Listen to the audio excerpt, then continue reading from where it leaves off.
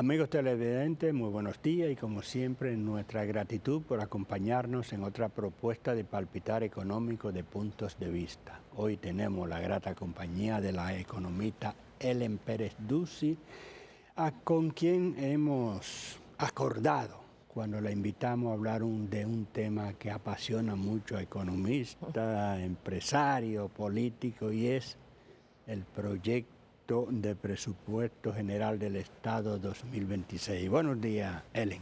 Muy buenos días, don Héctor. Gracias por la invitación, como siempre. Un gusto conversar con usted.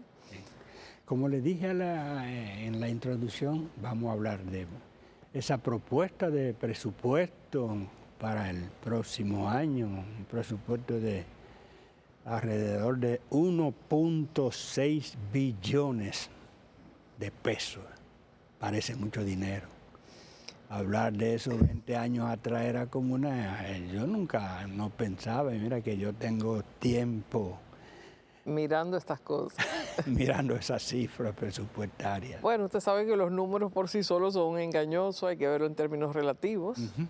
El presupuesto es alto, hay que sumarle siempre el factor de inflación que se estima en 4%, que es la meta. Yo creo que eso se pudiera cumplir, este año está relativamente por debajo de la meta. Y en términos relativos, los ingresos crecen un 5%, los gastos crecen un 4.4%, lo cual significa que se honró la regla fiscal. La regla fiscal era el crecimiento del PIB más inflación. Se estima por... El PIB corriente. Sí, el real. Realmente los supuestos son algo optimistas, se estima un crecimiento del PIB de 4.5%, dado que para este año se estimó 4.75 y vamos a terminar aparentemente por debajo de 3. Se está hablando de 3, pero todo es 1.5 agosto. Entonces siempre hay una reactivación en el último trimestre, pero no luce que va a llegar a 3. ¿En qué ayuda eso? Bueno, si la base es relativamente baja, puede que llegue al 4.5 el año que viene, pero me parece un poquito alto porque también las economías industrializadas no tienen previsto aumentar mucho su crecimiento. Creo que es de 1.5 a 1.6. O sea que no hay un gran contexto de empuje, al contrario, hay una serie de limitaciones en el reordenamiento del comercio internacional. Y lo que más preocupa es básicamente, o sea, dentro del gasto, el gasto corriente crece creo que 3-4%, pero los intereses crecen 9.8%. Casi 10%. Casi 10%. Aumentan en 29.000 millones de pesos los pagos de intereses. Porque esta es una economía que se ha venido financiando con deuda. Eso es señal de confianza desde el punto de vista optimista. Pero esa confianza hay que repagarla para mantenerla. Entonces, esos son casi 500 millones de dólares adicionales que hay que pagar. La totalidad de los intereses llega a 5.225 millones de dólares. Eso es el 50% de las remesas. Eso es casi igual a turismo. Es mucho dinero. Claro, en economía lo que importa es que ese círculo siga girando, ¿no? Y mientras el turismo se mantenga y mientras las inversiones extranjeras se mantengan, a nosotros nos puede salvar el oro el año que viene. ¿Para 3.000 y algo? Sí, bueno, llegó a 3.800, el presupuesto lo tiene contemplado en menos de ahí, en 3.300. Hay factores por los cuales pudiera neutralizarse y volver a bajar. Yo no creo que va a ser el caso. Pero el presupuesto también es optimista con petróleo, que lo tiene factorizado a 68 por barril. Vamos a ver si eso funciona. O sea, esos son factores de riesgo que pudieran cambiar todos los resultados. Si la factura petrolera sube o si los ingresos por oro suben, la factura petrolera pudiera afectar negativamente, los ingresos por oro pudieran afectar muy positivamente. Y más si llega a 4.000, a 4.500, que son ideas que se están hablando. Pero ahora, parecería que estamos un poco conservadores en lo que aparentemente nos beneficiará, pero entonces un poco más arrojado en lo que sí nos puede Afectar negativamente. afectar, sí, porque si Sí, tú el sí. petróleo lo estás prácticamente proyectando con un precio bajo, cuando eso es algo, esa es Muy volátil. lo Bueno, más hoy volátil que hay, explotó, prácticamente. eso es un evento puntual, pero hoy hubo una planta de Chevron que tomó fuego. Y el Medio Oriente, pues ahí puede pasar cualquier cosa, ¿no? Y con Rusia, o sea, las fuentes de... Ya Estados Unidos es autosuficiente en petróleo y tiene reservas, aunque parte de eso se dilapidaron durante la pandemia, sin mucha justificación, otro tema. Pero sí, yendo a los supuestos, hay riesgos. De hecho, el presupuesto, este es un presupuesto que detrás de las partes normales de especificaciones de los gastos, ingresos y toda su fuente, tiene una serie de análisis de impacto que está muy interesante, está muy técnicamente elaborado, muy correcto. Y ellos hablan de los riesgos que pueden haber y hacen unas evaluaciones del impacto de los riesgos, que son estimaciones, pero son ejercicios válidos. El caso es que de los intereses no nos salva nadie. Y en general el financiamiento bruto va a ser 4.6% del PIB. Que es mucho. Fresco. Y la composición del presupuesto, porque ustedes los economistas hacen mucho énfasis en la composición. ¿Qué proporción es gasto de capital y qué proporción es gasto corriente? Bueno, el gasto corriente es 85% del gasto total, lo que significa que el gasto de capital es 15%. Eso no llega a 3% del PIB. En desarrollo económico se habla de gastar 20% en inversión.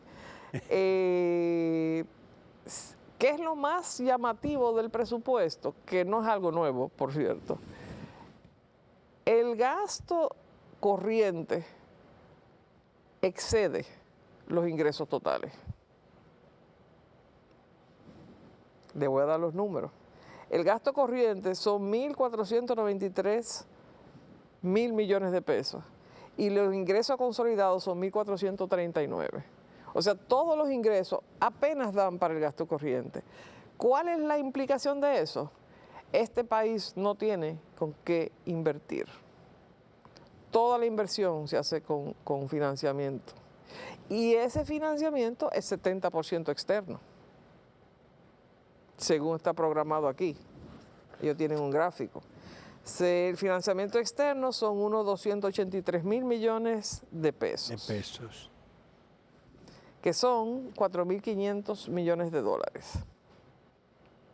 Que si por cualquier eventualidad no se puede ejecutar, porque es una programación, una proyección, no es que tenemos una bóveda del JP Morgan para decir un caso abierta, vengan, eso se lo vamos a financiar. Si no se consiguen, entonces significa que los gastos de capital pudieran no ejecutarse como se proyectaron. Bueno, siempre los gastos corrientes son más inmediatos, son compromisos presentes. Mucho de eso se va en empleomanía, que es algo que no hemos podido corregir. Incluso este año aumenta y ha venido aumentando en número de personas y en sueldos. Ayer veía yo algo de un proyecto de alfabetización que tiempos tenía 800 personas y tiene 3.500. Yo no he oído grandes resultados sobre la alfabetización, por decir algo. Volviendo un poquito al tema del oro. No, vamos a hacer una breve pausa para que no nos interrumpamos. Okay. Vamos a hacer una breve pausa y volvemos en unos instantes. Perfecto.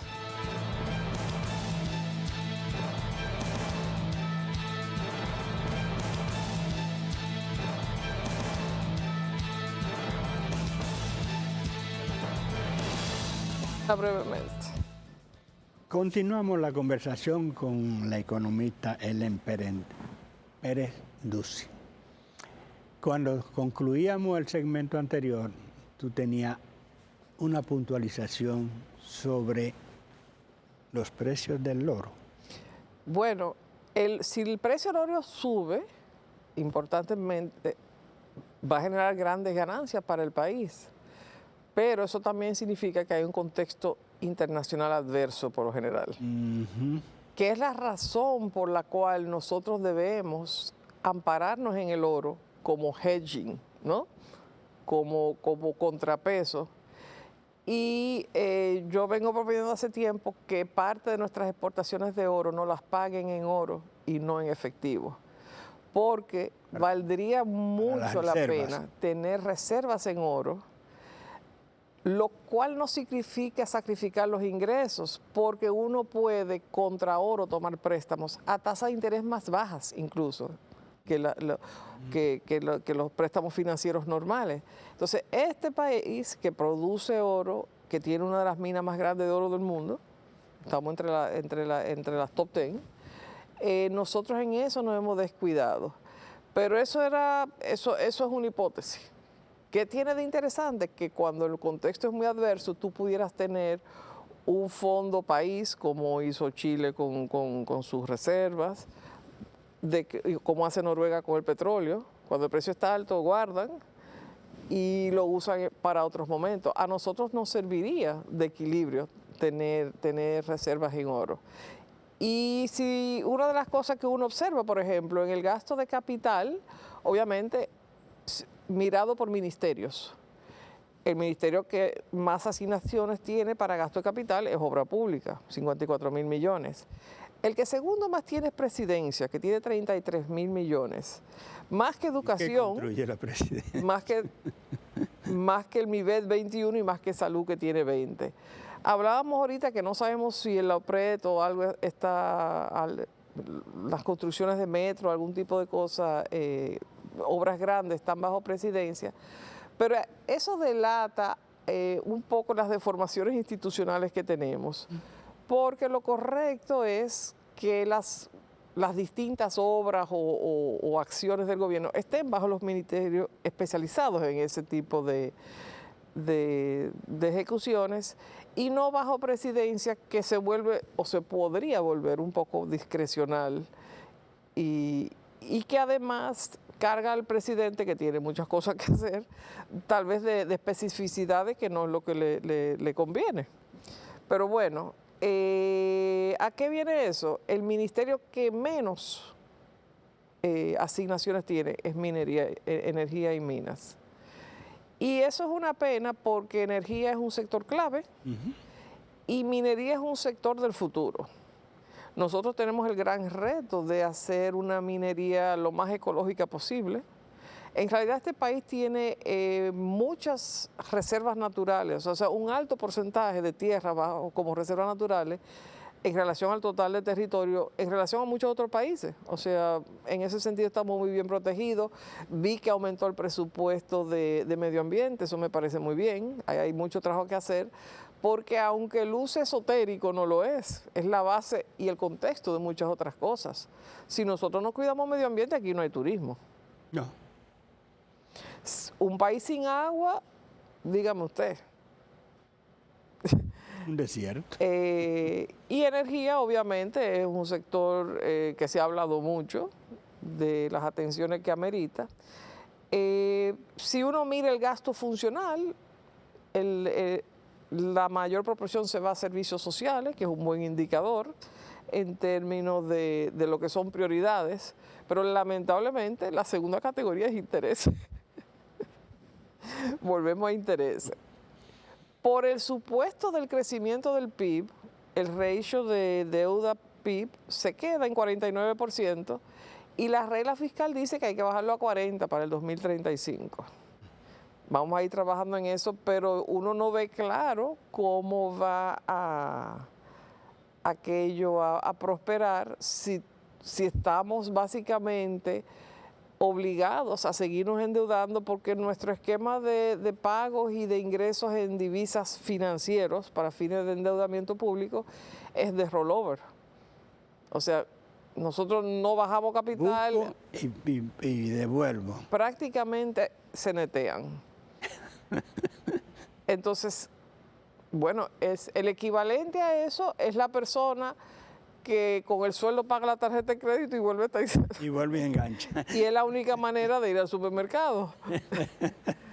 Entonces, ¿cómo tú rompes eso? La única manera es con un ahorro o un mayor ingreso que tú generes para tú bajar ese balance y poder tener entonces un margen en efectivo. ¿Se puede con el actual esquema fiscal tributario que tenemos?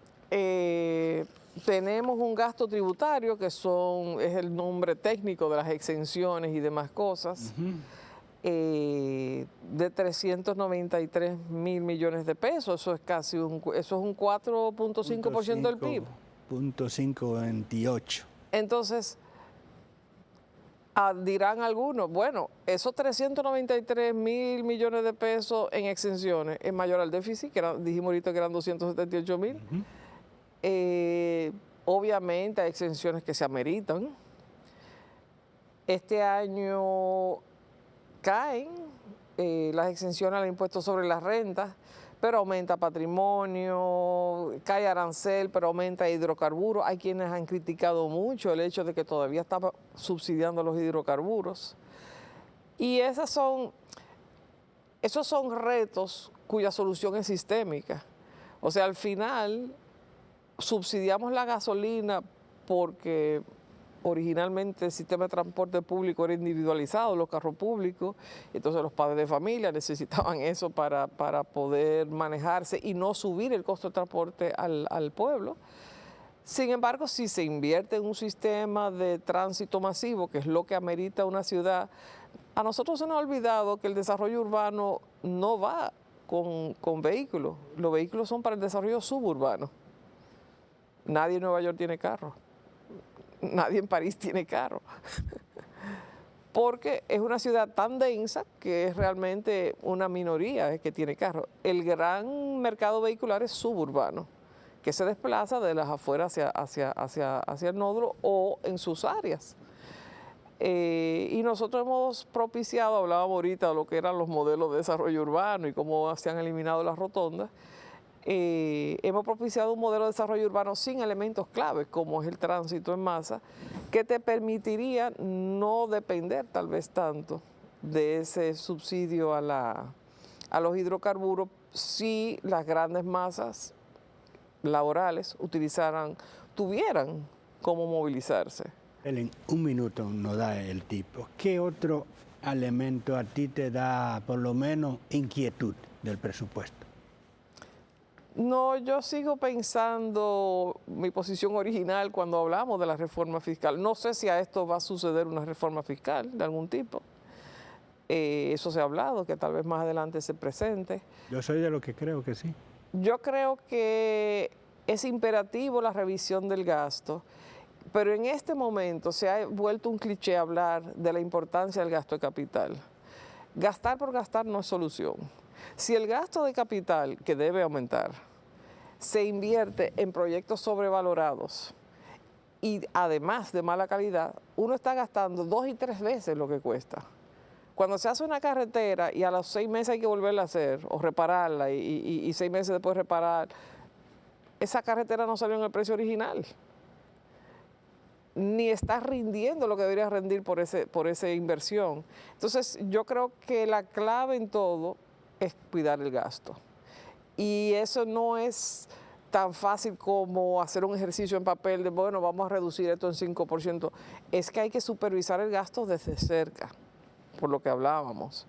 Incluso también el gasto corriente, obviamente. Pero yo creo que el gasto de capital, que es tan crucial, porque el gasto de capital genera eslabonamientos positivos si se hace bien. Si se sobrevalora, no.